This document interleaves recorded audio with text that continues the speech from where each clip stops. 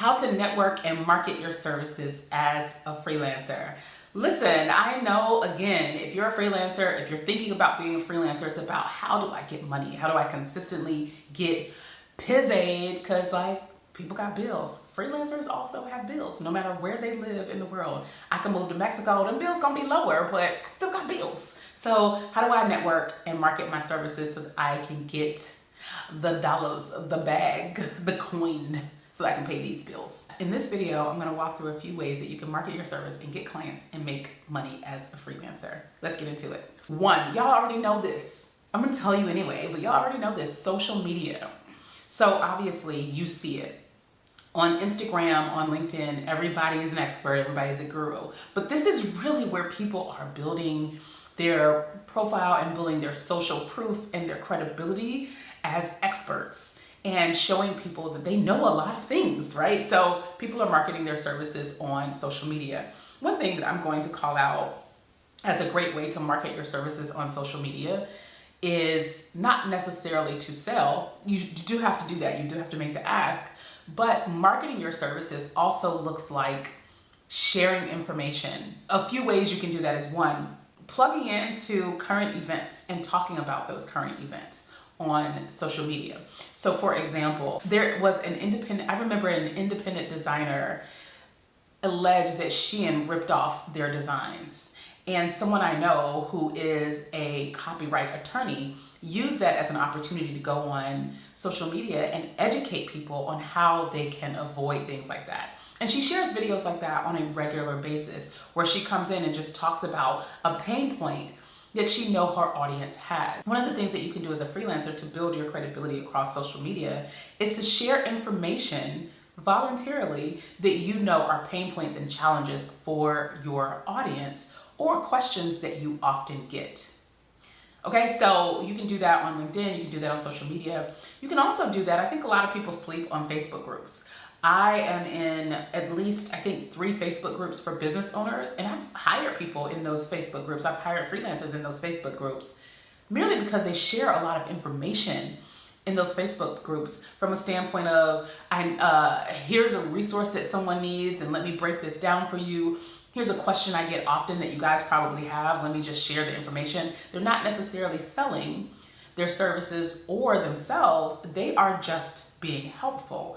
And that being helpful is automatically marketing their services. I have a friend who does bookkeeping services, but also does credit services. And she shares stories on her Facebook page all the time. It'll be like, I am so proud of this woman, the single mom when she came to me, she had bad credit and she was having challenges trying to get a house. She wanted to get a house for her and her kid, and we worked together. These are the things that we did. And yesterday she qualified for a home loan. And so she's just sharing this story about how she's proud of this person. But now everybody watching is like, ooh, I would love for you to help me do that.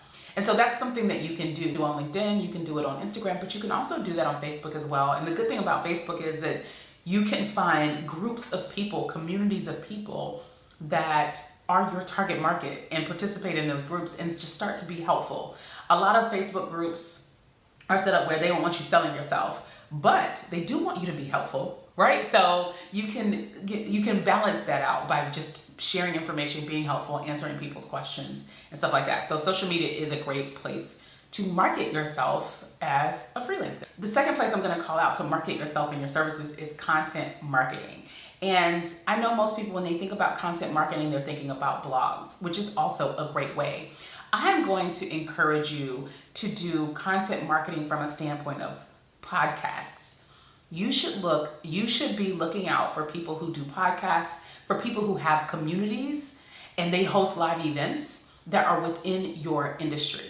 And ask them if you can be a guest so that you can talk about your expertise and the things that you do. Pitch to them that you'd like to be on their podcast, be on their, live, be interviewed. You can also reach out to people that host virtual summits or even in-person summits and ask to speak at these events as well. You're bringing content to these people. These people are content creators, whether they are podcast hosts, whether they have a show, whether they have a community, or whether they host an event. They are content creators and curators. And so they need help pushing content out. And so from a content marketing perspective, you are helping them by giving them some content, but you're also helping yourself by utilizing their platform to show yourself as an expert in this field and display that to your target audience. So that's another way that you could do it too. Now, most people would think content marketing, it's about blogs. It is, but it also is about finding other avenues that need content and providing that content to them.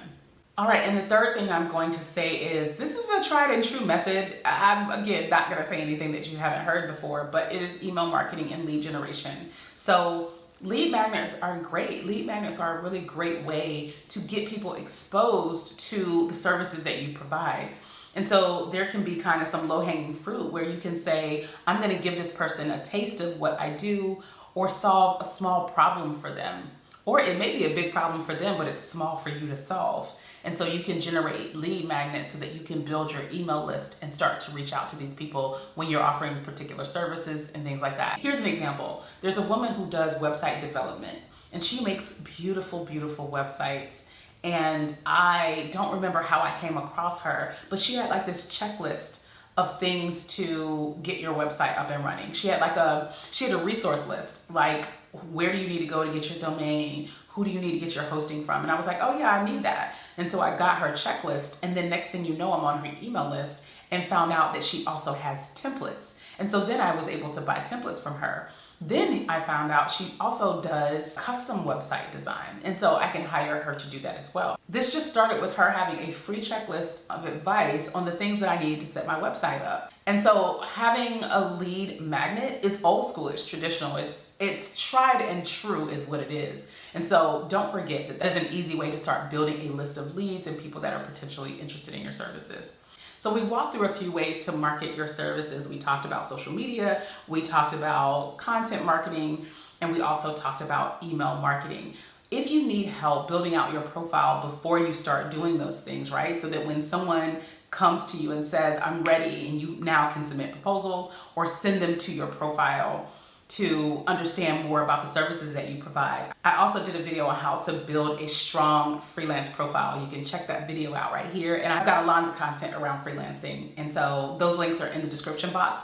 Additionally, we're doing a lot of free events. So if you happen to be watching this in February, check out the Quick Commuting Events page and RSVP to one of our free events. We're talking a lot about freelancing, how to get your first client, how to get to $1 million, all kinds of things. So check that out. If you're watching this after February, we do have replays of those live events available in our community, in the Quick Commuting Academy. I will drop a link to the Quick Commuting Academy in the description box as well.